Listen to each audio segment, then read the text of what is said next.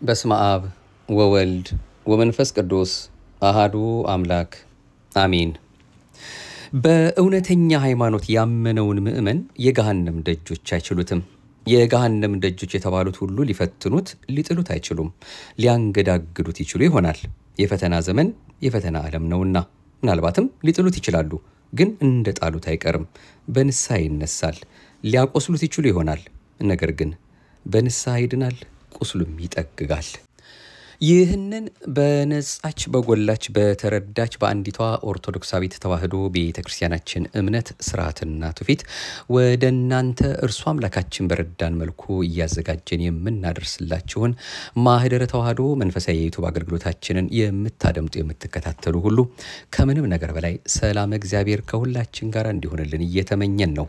የዛሬውን ሃይማኖትን በተመለከተ እርሱ የፍቅር አምላክ የሃይማኖታችን ጀማሪዋም ፈጻሚዋም ጠባቂዋም አክሊሏም ሞገሷም ይሆናት እሱ የሚነግረንን የሚያስተምረንን ልንከታተል እዚህ ያደረሰን። ሃይማኖት የህይወት በር ናት በሚል ነው አምላካችን ለዛሬ ሃይማኖት በቅዱሳት መጻሕፍት በልዩ ልዩ ምሳሌ የመገለጡን ነገር የምናይበትን የእሱ የአምላካችንን ሰማይና ምድር ሲያልፍ የማያልፈው ቃሉን ልንሰማ አምላካችን በቸር በጤና ጠብቆ ለዚህ ሰዓትና ደቂቃ እንድንደርስ ፈቃዱ ይሆንልን።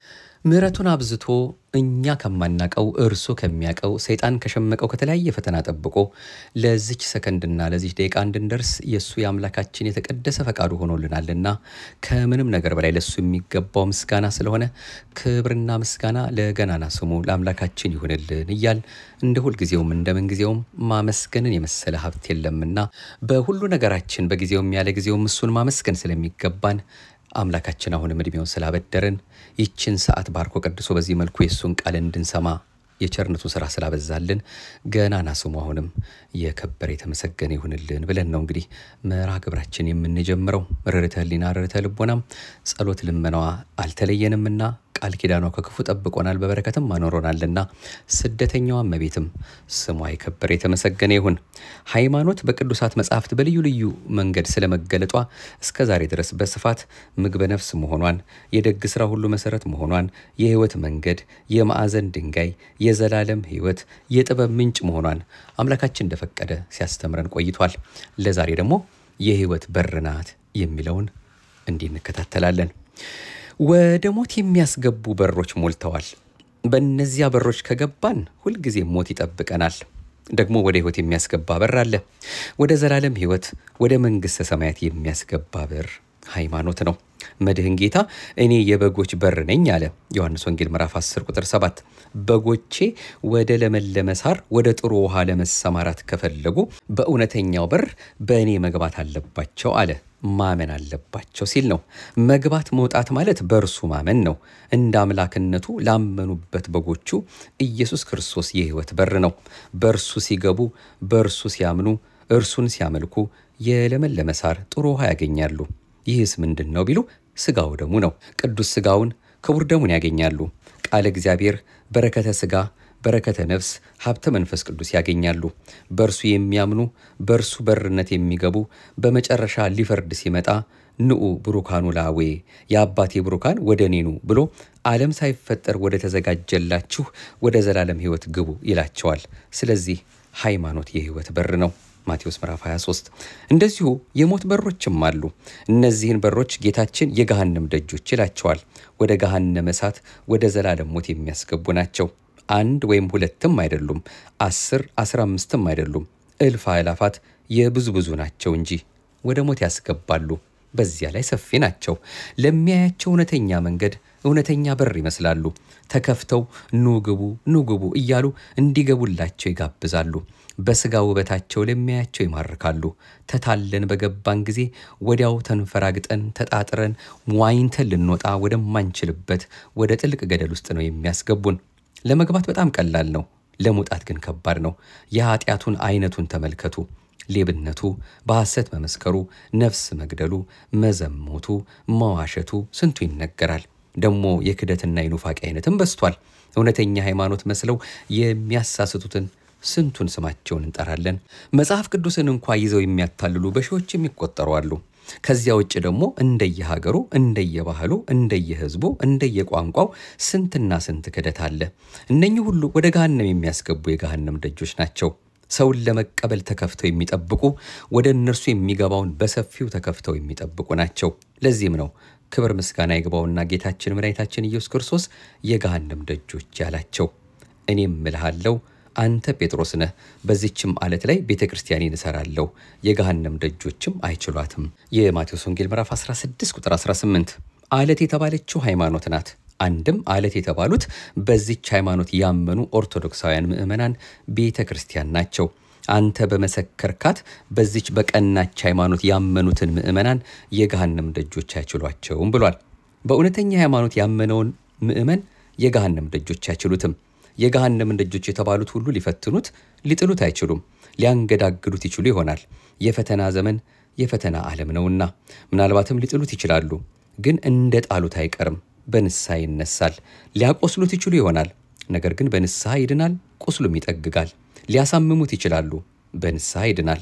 ሊሰብሩት ይችላሉ፣ በንስሐ ይጠገናል። በኃጢአት ጭቃ ላይ ሊለወስ ይችላል፣ ግን ምንም አይደለም፣ በንስሐ ይነጻል እንጂ እንደቆሸሸ አይቀርም። እነ ሌጌውን ሊማርኩት ቢችሉ እንኳ ከእጃቸው በንስሐ ያመልጣል እንጂ እጁን አይሰጥም። ለጊዜው ስጋውን ሊገዙት ይችሉ ይሆናል እንጂ ልቡን ግን አይሰጥም። የእግዚአብሔር ዙፋን የሆነችውን የእግዚአብሔርን ታቦት የሆነችውን እውነተኛይቱ ሃይማኖት የተቀመጠችበትን ያችን ልቡን ለዲያብሎስ መቀመጫ እንድትሆን አሳልፎ አይሰጥም። ለጊዜው በኃጢአት ሊማርከው፣ አንዳንድ ሱስ ሊኖርበት፣ አንዳንድ ኃጢአትም ሊያስቸግረው ይችላል። መፈተን አለና መዋሸት ይለምድና ሲጃራ ይለምድና ዝሙትም አልርቅ ብሎ ሊያስቸግረው ይችላል። ይሁን እንጂ በልቡ አንዳች አይጠራጠርም። የእግዚአብሔር ዙፋን ልቦናውን አሳልፎ ለርኩሳን መናፍስት አይሰጥም። ሃይማኖቱን ፈጽሞ አይክድም። ዛሬ ቢወድቅ ነገ እነሳለሁ ብሎ የእግዚአብሔርን ምሕረት ተስፋ ያደርጋል። ፈጣሪው በከንቱ እንደማይጥለው እንደማይተወው ያምናል። አንድ ቀን በረድኤት እንደሚጎበኘው ያምናል። ለሰይጣን አሳልፎ እንደማይሰጠው ተስፋ ያደርጋል።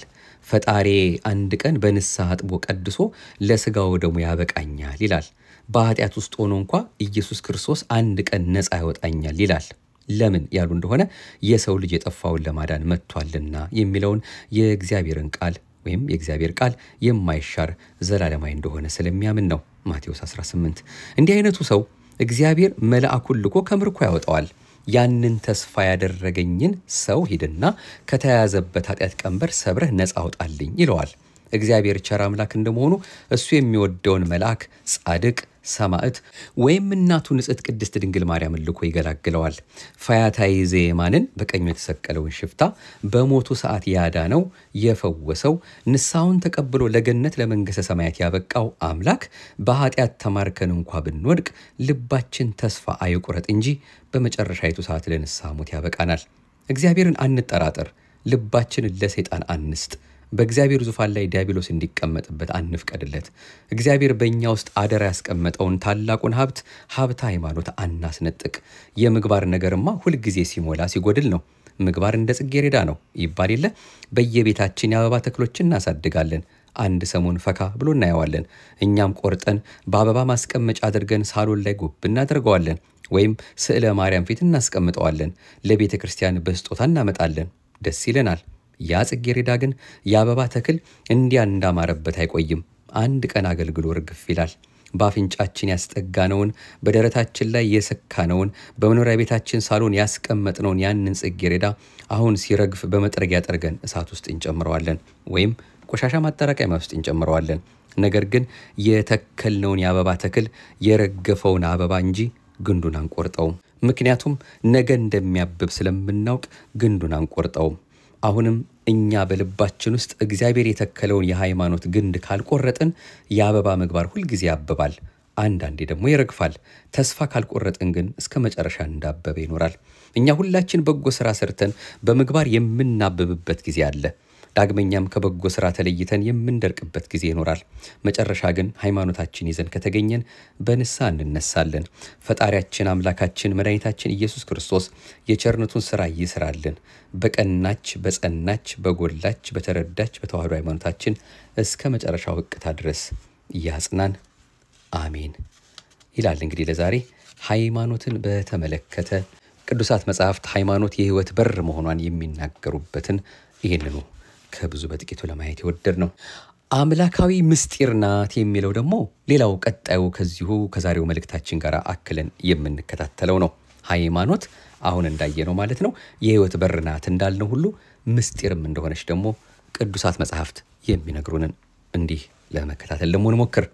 ሃይማኖት ረቂቅ ስለሆነች በቅዱሳት መጻሕፍት ምስጢር ተብላ ትታወቃለች።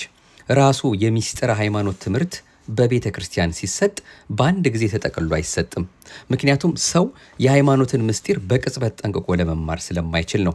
ስለዚህም ቤተ ክርስቲያን በ5 የሚስጥር ምሰሶች ከፋፍላ 5ቱ አዕማደ ምስጢር ብላ ታስተምራለች እንጂ 5ቱ አዕማደ ምስጢር ማንኛውም ክርስቲያን የዘላለም ሕይወት ከፈለገ በፍጹም ልቡ ሊያምናቸው ሊቀበላቸው በጽሑፍም በቃሉም ሊመሰክራቸው የሚገቡ ትምህርት ወይም ደግሞ የሃይማኖት ትምህርት ናቸው። ምስጢራቱ በ5 የተከፈሉበት የሃይማኖት ትምህርት ሁልጊዜ ምስጢር ስለሆነ ነው። 5ቱ አዕማደ ምስጢር የሚባሉትም ምስጢረ ሥላሴ፣ ምስጢረ ስጋዌ፣ ምስጢረ ጥምቀት፣ ምስጢረ ቁርባንና ምስጢረ ትንሣኤ ሙታን ናቸው። ይህን ሁላችን እንደ አንድ ልብ መካሪ እንደ አንድ ቃል ተናጋሪ ሆነን ልናምንበት የሚገባ ነገር ነው። ከዚህ ውስጥ አጠረ ብለን የምናስረዝመው ረዘመ ብለን የምናሳጥረው ወይም የምንጨምረው የምንቀንሰው ነገር የለም።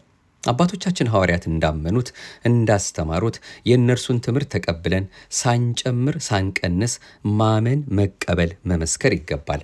ተዋህዶ ሃይማኖትን እግዚአብሔር ራሱ በሰው ልቦና ካልገለጸው በስተቀር አይምሮዬ ምጡቅ ነው ዕውቀቴ ረቂቅ ነው ብሎ ማንም ሰው በምርምር የሚደርስበት አይደለም። ስለዚህ ሃይማኖት ሁልጊዜ ረቂቅ ምስጢር ናት። ምስጢርነቷ ርቀቷ ወይም ረቂቅነቷ ግን ከሰው የተደበቀ አይደለም። በዓለም ላይ በልዩ የምስጢር ጓዳ የሚቀመጡ ብዙ የአገር፣ የነገድ፣ የጦርነት፣ የተቋም፣ የስለላ፣ የግለሰብ ምስጢር አለ። በልቦና ውስጥ ተይዞ ለዘመናት የተሻገረና የተሸሸገ ከእግዚአብሔር በስተቀር ማንም የማያውቀው ደግሞ ምስጢር አለ።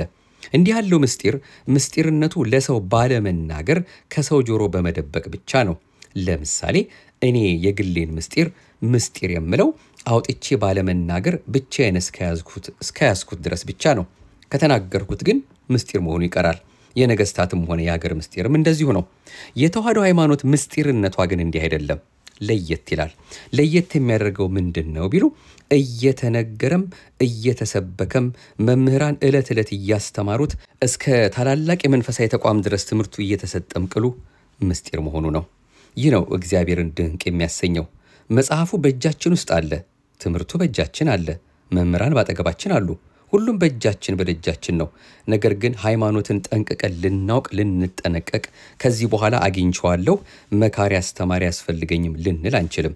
ሃይማኖት ረቂቅ ምስጢር ነውና እጅግ ልዩ የሚያደርገውና የሚገርመው እየተነገረ እየተሰበከ በግልጽ ትምህርቱ እየተሰጠ ምስጢረ ሥላሴ ማለት እንዲህ ነው እየተባለ ሊቃውንተ ቤተክርስቲያን በየመጽሐፉ በተለያየ መልኩ ለሰው እንደሚገባው አድርገው እየጻፉ ምስጢር መሆኑ ነው። በዚህም ሃይማኖትን በዓለም ምስጢር ከሚባለው ነገር ሁሉ ልዩ ያደርገዋል። የዚህ ዓለም ምስጢር በእውቀት ወይም በጉልበት ወይም በሀብት የደረጁ ሰዎች ሊያገኙት የሚችሉት ነው። እንደዚሁም የዚህ ዓለም ምስጢር ውሱንነት አለበት። ለምሳሌ አንድ ወንጀለኛ ሰው ወንጀል ቢሰራ በመያዝ በድብደባ ብዛት በስቃይ ብዛት ሊያወጣው ይችላል። አንድ ሰው ወይም በአንድ ሰው ቤት የሚሰራን ምስጢር ደግሞ መንግስት በፍርድ ቤት ትእዛዝ ጎልጉሎ ሊያወጣው ይችላል። ለዘላለም በምስጢርነቱ ጸንቶ የሚዘልቅ ምንም ምስጢር የለም። ለብቻዬን ያስኩትን ምስጢር ከኔ በላይ የሆነ አካል በልዩ ልዩ ነገር አስገድዶ ሊያስወጣኝ ይችላል። የእግዚአብሔር ወይም የሃይማኖት ምስጢር ግን እንዲህ አይደለም፣ የተለየ ነው።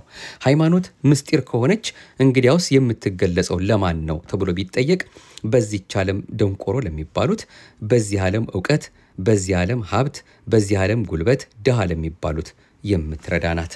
ይኸውም ሊታወቅ እግዚአብሔር ራሱ ወደዚች ዓለም ለኩነተ ሥጋ በመጣ ጊዜ ማለትም አምላክ በሰውነት ባህሪ ተገልጦ በምድር ሲመላለስ የመረጣቸው ደቀ መዛሙርቱ ድሆች ነበሩ።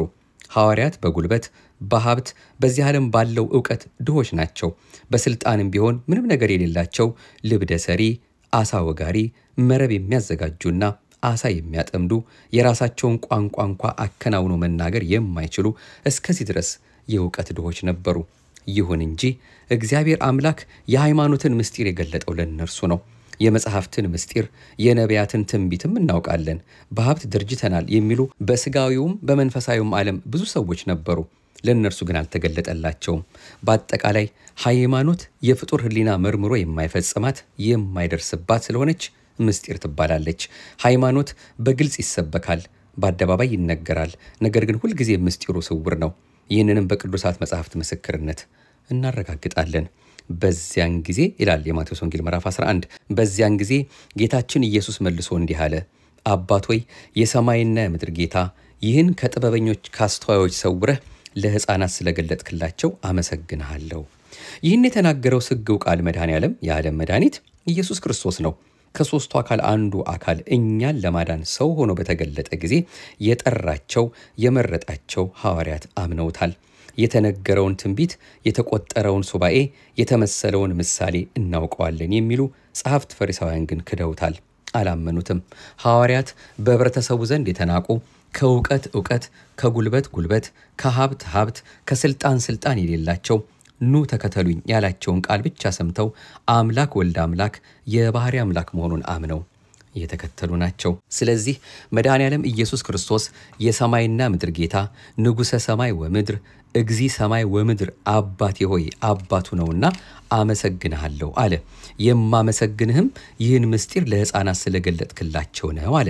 ምስጢር የተባለው ምንድን ነው? ሃይማኖት ነዋ። በእኔ ማመንን አስተዋዮች ነን፣ ጠቢባን ነን፣ ሊቃውንት ነን ከሚሉት ሰውረህ ለእነዚህ በአይምሮ ሕፃናት ለሆኑ ለሐዋርያት ስለገለጥክላቸው አመሰግንሃለሁ አለ። እግዚአብሔር አዋቂዎች ነን ከሚሉት መሰወር፣ አላዋቂዎች ነን ለሚሉት መግለጥ ልማዱ ነው። እኛ ባለጠጎች ነን ከሚሉት መንሳት፣ እኛ ድሆች ነን ለሚሉት መስጠት ልማዱ ነው። እኛ ኃያላን ነን ለሚሉት ወይም የሚሉትን ማድከም፣ ማንኮታኮት፣ እኛ አቅም የለንም የሚሉትን ማንሳት ልማዱ ነው። ስለዚህ መጽሐፍትን እናውቃለን ከሚሉት ሰውሮ ምንም ለማያውቁትና አሳ በማጥመድ ግብር በመሰብሰብ እንዲህ በመሳሰለው ሁኔታ የዕለት እንጀራቸውን ኑሯቸውን ለማሸነፍ ለሚጣጣሩት ገለጠላቸው። 12ቱን ሐዋርያት ጠርቶ ከሰማይና ከምድር የበለጠ የዓለም ጠቢባን ሊደርሱበት የማይችሉትን ታላቅ ምስጢር፣ ታላቅ ጥበብ፣ ታላቅ ኃይል፣ ታላቅ ጉልበት፣ እርሱም የሃይማኖት ኃይል፣ የሃይማኖት ጉልበት፣ የሃይማኖት ዕውቀት ሰጣቸው። ምንም ምድራዊ ተመራማሪ የማያገኘውን፣ ማንም ባለጸጋ በገንዘቡ ሊዋጀው የማይችለውን ታላቅ ሀብት ሰጣቸው። ይኸውም ሀብት ሃይማኖት፣ እግዚአብሔርን ማመን፣ እግዚአብሔርን ማወቅ ነው። ከዚህ የበለጠ ሀብት ምን አለ? ከዚህ የበለጠ ጉልበትስ የት አለ? የለም። ሃይማኖት ያለው ሰው የሚሳነው ነገር የለም። እንዲህ ተብሎ ተጽፏልና የሰናፍጭ ቅንጣት የሚያህል እምነት ቢኖራችሁ ይህን ተራራ ከዚህ ወደዚያ እለፍ ብትሉት ያልፋል፣ የሚሳናችሁም ነገር የለም ሲል የሃይማኖትን ኃይል ገልጾታል። ማቴዎስ 17። ይህንንም አባቶቻችን በተግባር ፈጽመውታል። ለአብነትም ያህል የሰናፍጭ ቅንጣት የሚያህል እምነት ቢኖራችሁ ይህን ሾላ ተነቅለህ ወደ ባህር ተተከል ብትሉት ይታዘዝላችሁ ነበር ያለውን አባታችን ጻድቁ አቡነ ተክለ ሃይማኖት ፈጽመውታል። ሉቃስ 17። የሾላ ዛፍን ነቅለዋል እንዲህ በማለት ሰይጣን ባንቺ አድሮ ብዙዎችን የሚያሰትብሽ አንቺ ዛፍ እኔ በምሰግድለት በኢየሱስ ክርስቶስ ስም አዝሻለሁ በማለት ተመልከቱ። ይሄ ሃይማኖት ነው። ሰዎች ሁሉ የፈጣሪን ኃይል ያዩ ዘንድ ከስርሽ ተነቅለሽ ወደ እኔ ነይ አሏት። ከስሯ መዘዝ ብላ ወጣች። እሳቸው ፊት ለፊት ሲሄዱ እሷ በአየር ላይ ትከተል ጀመር። የማይደረግ ነገር አይደለም እዚህ ላይ የሚነገረው። ይህን በገድለ ተክለ ሃይማኖት የምናነበው ነው። አባቶቻችን ተራራ ፍልሰዋል፣ ባህር ሰንጥቀዋል፣ ፀሐይ አቆመዋል፣ እሳት አውርደዋል። የማያደርጉት ገቢረ ተአምር የለም። ሙታነ ስጋን በተአምራት ሙታነ ነፍስን በትምህርት አስነስተዋል። ድውያነ ስጋን በተአምራት ድውያነ ነፍስን በትምህርት ፈውሰዋል። እውራነ ስጋን በተአምራት እውራነ ነፍስን በትምህርት አብርተዋል። ሃይማኖት ያለው ሰው ምን ይሳነዋል? እግዚአብሔር ከእርሱ ጋር ነውና፣ እግዚአብሔር በውስጡ አለና ሁሉም ማድረግ የሚችል ነው። የሚሰራው እግዚአብሔር ነው። ከእርሱ የሚጠበቀው ማመን ብቻ ነው። ስለዚህ ማንም የማይነጥቃቸውን ሰማያዊ ሀብት ሰጣቸው። ምስጢር ስለሆነችው ተዋህዶ ሃይማኖት የሰማይና ምድር ጌታ ይህን ከጥበበኞች ካስተዋይ ሰውረህ ለሕፃናት ስለገለጥክላቸው አመሰግንሃለሁ አለ። እኛም አመስገን ባንችል እርሱ በእኛ ቦታ ሆኖ አመሰገንልን። መድኃኔዓለም ኢየሱስ ክርስቶስ ቸር ነው። እኛ ግን የተሰጠንን ጸጋ አናውቅም። በመሆኑም ማመስገን በሚገባ ልክ እግዚአብሔርን አናመሰግንም። የሰማይና ምድር ጌታ ሆይ ይህን ተዋህዶ ሃይማኖት ስለገለጽክልኝ አመሰግንሃለሁ የሚል ሰው ከኛ መካከል የለም። ለምን? ከስጦታ ቀርቶ ከምንም አንቆጥረውምና። 1 ኩንታል ጤፍ አንድ ሰው በስጦታ አምጥቶ ቢሰጠን አቤት መሬቱን እንሳለማለን። ይሄ ግን ቁም ነገር አይደለም። የሸማ ጥቅል የወርቅን ክብል ቢሰጠን ሁሉን ጥለን ነው የምንሄደው። እድሜ ልክ ነው የምናመሰግነው። በቡናውም በሻዩም በሐዘኑም በሰርጉም እናነሳዋለን። ሕያው አምላክ እግዚአብሔር ግን ሃይማኖትን ያህል ሀብት፣ ሃይማኖትን ያህል ጉልበት፣ ሃይማኖትን ያህል ዕውቀት ሰጥቶን አናመሰግነው። ሌባ የማይሰርቀው ቆፍሮ የማያወጣው ብንሞት እስከ ሰማያ ሰማያት የሚከተለን ለዘላለም ሕያው ሆነን ለመኖር የሚያስችለንን የዘላለም ሕይወትን ለማግኘት ስልጣን የሚያሰጠንን ሃይማኖትን ግን ከስጦታ አንቆጥረውም። ስለዚህ ይህን ያወቀ መድኃኔዓለም እስከ ዕለተ ምጽአት ድረስ በእርሱ ለምናምን በእርሱ ለምንታመን ይህን እውነተኛ ሃይማኖትን ለገለጠልን ሁሉ እኛ ማመስገን አንችልምና እርሱ በእኛ ቦታ ተገብቶ የባህሪ አባቱን አመሰገነልን።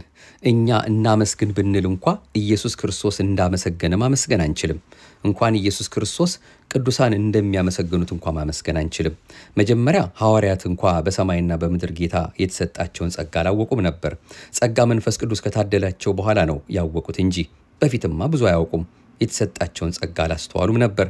ያን ጊዜማ በክብር ላይ አንዳችን በቀኝ አንዳችንም በግራ መቀመጥን ስጠን እያሉ ጠይቀዋል። ማርቆስ ምዕራፍ 10። በዚህ ነበር እርስ በርሳቸው የሚጣሉት የሚፋጁት። ስንትና ስንት ስልጣን ተሰጥቷቸው ወይም ሰጥቷቸው በምድር የምታስሩት ሁሉ በሰማይ የታሰረ ይሆናል፣ በምድርም የምትፈቱት ሁሉ በሰማይ የተፈታ ይሆናል የተባለው ስልጣነ መለኮት የተሰጣቸው ሐዋርያት ጥለውት ለሚሄዱት ለምድራዊ ስልጣን ይፋጁ ነበር። ማቴዎስ 18። እነሳቸው ወይም እነሱ የሀብታቸውን ትልቅነት የተገነዘቡት በኋላ ነው። ከዚህ በኋላ ግን አልቦ ዘያድገነ ፍቅሮ ለእግዚአብሔር በኢየሱስ ክርስቶስ እግዚእነ፣ ምንም በጌታችን በኢየሱስ ክርስቶስ ካለ ከእግዚአብሔር ፍቅር ሊለየን እንደማይቻል አምናለሁ የሚሉ ሆኑ። ሮሜ ምዕራፍ 8:35። አያችሁ፣ ከሃይማኖቴ ማን ይለየኛል? እሳት ነው? ስለት ነው? ስደት ነው? ረሃብ ነው? ጥም ነው? እርዛት ነው? ሞት ነው የሚለየኝ? ምንድነው የሚለየኝ? ከሃይማኖት የሚለየኝ ኃይል ምንድነው? አሉ። እንዲህ ብለው እሳት ስለት ውስጥ ይገባሉ።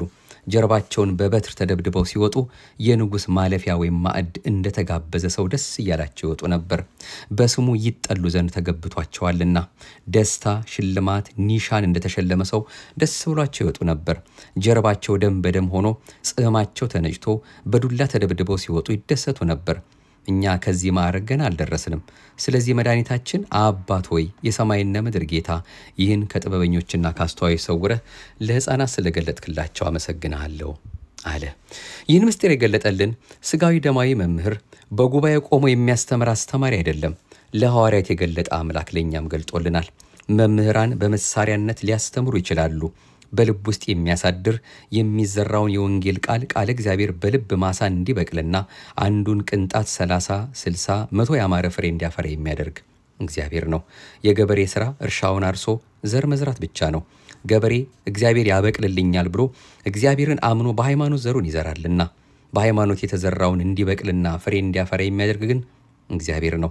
እንደዚሁም ለሐዋርያት እንደገለጸ ለሐዋርያት እንዳስተማረ እኛንም አስተምሮናል። ስለዚህ እግዚአብሔርን ልናደንቅና ልናመሰግን ያስፈልጋል። ምክንያቱም ይህን ምስጢር ከአስተዋዮች ሰውሮ ለእኛ ገልጦልናልና። ክብር ምስጋና ለአምላካችን ይሁን። በእርግጥም በዚች በነጻች በጎላች በአንዲቷ አንዳችም ነቅ አንዳችም ነውር ለሌለባት ሁል ጊዜ ሙሉ ለሆነችዋ ወይም በሆነችዋ በተዋህዶ እምነታችን ስላኖረን ከምንም ነገር በላይ አብልጠን አብዝተን እሱን አምላካችን የሰጠንን ይችን ሃይማኖት የሰጠንን እንድናመሰግነው ያስፈልገናልና ይሄው በዚህ መልኩ እንግዲህ ትምህርቱን እየሰማን ቢያንስ እንደው ከዚህ በኋላ እንኳን ተመስገን በዚች እምነት ያኖርከኝ እያል ይህችን በወርቅ ባለማዝ ልትገለጽ የማትችለዋን ምስጢር የሆነችዋን ሃይማኖታችንን ስለሰጠን ከሁሉ አስቀድመን ማመስገን እንዳለብን በልባችን አንድ ነገር ይዘናል ብለን ተስፋ እናደርጋለን። ሃይማኖት የህይወት በር ናት። ሃይማኖት አምላካዊ ምስጢር ናት የሚሉትን ሁለት ነጥቦች ነው እንግዲህ ለዛሬ እንደሱ እንዳምላካችን ፈቃድ በረከታቸው ይደረብንና ነፍሳቸውን በቀደሙት አባቶቻችን ማህበር ያሳድርልንና መምህር ግርማ ከበደ በስመ ጥምቀታቸው ገብረ እግዚአብሔር ከሳቸው ካስተማሩት ትምህርት ኦርቶዶክሲያ በተባለችው መጽሐፍ ላይ ያገኘነውን ወደ እናንተ ያመጣ ነው። እግዚአብሔር አምላካችን አሁንም የመምህራችንን የገብረ እግዚአብሔርን ነፍስ አሁንም አምላካችን በደጋጎቹ ማህበር ይደምርልን። አስተምረውላት ኖረዋትም የሄዱትን ይችን ሃይማኖትን ለሁላችንም መስክረው ያለፉ በቅርብ የምናቃቸው መምህራችን ነበሩና እግዚአብሔር አምላካችን አሁንም በእውነት በረከታቸው እንዲያሳድርብን እሳቸውም እኔም ራሴ በአካል ሳቃቸው ተመስገን በዚች በተዋህዶ ሃይማኖት ያጸናኸኝ ይሉ ስለነበረም ስለማቅ ማለት ነው። በዛም ጸንተው ኖረውበት ሰብከውበት እግዚአብሔር አምላካችን አገልግለው እናቱን ጠርተው ቅዱሳኑን ተማጽነው የሄዱ ታላቅ መምህራችን ነበሩና አምላካችን አሁንም በእውነት የሄዱበትን ያንን እግዚአብሔር አምላካችን ያገኙበትን ያስተማሩትን ትምህርት ለሁላችንም በልባችን አስርጾ እንዲያኖርልን ፈቃዱ ይሁንልን። ኦርቶዶክሲያ የተባለች መጽሐፍ ናት። በእንተርትት ሃይማኖት ኦርቶዶክስ ተዋህዶ በተባለው አንደኛው መጽሐፋቸው እሳቸው በቃል አስተምረዋቸው በጽሁፍ ጽፈዋቸው የነበሩትን በመጽሐፍ ተደጉሶ ከወጣው ወደ እያንዳንዳችን አምላካችን በእውነት ሊያስተምረን የወደደውን በዚህ መልኩ እኛም እንደዚሁ እስከዛሬም ስናደርሳችሁ እንደነበረው ለዛሬም ልንከታተል የወደድ ነው። መምህር ግርማ ከበደ ገብረ እግዚአብሔር ለኔም በረከት ይደርብኝ። ለሁላችንም በእውነት ትምህርቱ በልባችን ጽላት ይጻፍልን። አቤቱ አንተን መፍራትን በልቦናችን በጎ አምልኮትንም በህሊናችን ጨምር። የነጻች ጎላች አንዳችም ነውር የሌለባት ለቅዱሳን አንድ ጊዜ ፈጸማ የተሰጠችዋን ይህችን ሃይማኖት ከምንም ነገር በላይ አብልጠን እንድንወዳት እንድናከብራት ያስፈልገናልና እኛም እንዳምላካችን ፈቃድ እንዳቅማችን ከማይደርቀው ምንጯ ከማይጎልባት ጓዳዋ እያወጣን መከታተላችንን እሱኑ አምላካችን የቃሉ ባለቤትን አጋዥ እያደረግን እንቀጥላለን። ሀገራችን ኢትዮጵያን የደግነት ባለቤት የፍቅር አምላክ አሁንም በአይነ ምሕረቱ ይመልከትልን። አስራት አድርጌ ሰጥቼሻለሁ ብሎ ያሰበበትን የተናገረበትን አምላክ ቃሉን የማያጥፍ ነውና ለእናቱ የሰጣትን ቃል ኪዳን እያሰበ መልካሙን ደጉን ጊዜ እንዲያቀርብልን መተሳሰቡን አንድነቱን መፋቀሩን መተያየቱን አምላካችን በእውነት ለሕዝባችን ለሀገራችን እንዲያመጣልን የቀደመውን የአባቶቻችን ደጉን ጊዜ እንዲመልስልን አሁንም የሱ የመድኃኔዓለም ፈቃዱ ይሁንልን። ያችንም ሀገር በክፉ የሚያስቧትን ሁሉ ወደ ልባቸው ይመልስልን፣ ወደ ቀልባቸው አምላካችን ያምጣልን። አሜን። እኛንም እኔንም እናንተንም ይሄ የሰማነው ቃል ከሳሽ ወቃሽ ፈራጅ እንዳይሆንብን በዚች በሃይማኖታችን ጸንተን ሁላችንም በደግነቱ ጎብኝቶን መጨረሻችን እንዲያሳምርልን ስለናቱ ብሎ እንዲለመነን ፍቅሩ እንዲያበዛልን በዚች ወራትም ደግሞ በዚህ ወራትም ከመናስበው ከናታችን ከመብርሃን ከስደቷ ረድኤት በረከት እንዲያሳትፈን የቸርነቱን ስራ እንዲሰራልን ፈቃዱ ይሁንልን። ስደተኛዋ እመቤት ንጽሕተ ንጹሐን ቅድስተ ቅዱሳን አንዳችም ነውር የሌለባት እሷ ርርተ ህሊና ርርተ ልቦና አፍጣኒተ ረድኤት አቁራሪተ መዓት ምልዕተ ጸጋ ምልዕተ ክብር ፊት የማያስመልሰው አንገት የማያስቀልሰው ዘወትር እኛን ከክፉ የሚጠብቀን ቃል ኪዳኗ የሚራራልን ልቦናዋ አብሮን ሆኖልን ሁሉ ጊዜም ልጇን እያሰብን አይናችንን ከመስቀሉ ልባችንን ከቃሉ አንደበታችንን ከጾም ከጸሎት ከምስጋና ሁሉ ጊዜም አምላካችን እንዳያርቅብን ደጅ እንድትጠናልን በረከቷ እንድታበዛልን አሁንም የእናትነት ፍቅሯ ሁሉ ጊዜም ከሁላችን ጋር ሆኖ ለደገኛው ክብር እንድታበቃን አማላጅቱ ትርዳን፣ ተደግፈን ታቆመን፣ ታበርታን፣ መንገዱን ታሳየን። አሜን። ይቆየን። ዲያቆን ጥበበ ማሞ ነበርኩ። እንደ እግዚአብሔር ፈቃድ ወደ እናንተ ይህን መልእክት ያደረስኩት የቀጠሮ ሰዎች ይበለን በቀጣዩ እሱ ይወደደልንን መልካሙን ሌላውን የእግዚአብሔርን ቃል በተዋህዶ እምነታችንን ሰማ የሚያስፈልገንን እንከታተላለን። ማህደረ ተዋህዶን ለሚያደምጡ ሁሉ አዳርሱልን። እናንተም ደግሞ ሰብስክራይብ ያደርጋችሁ ብትከታተሉም የበለጠ ታተርፉበታላችሁ ብለን ተስፋ እናደርጋለን። አሜን። ይቆየን።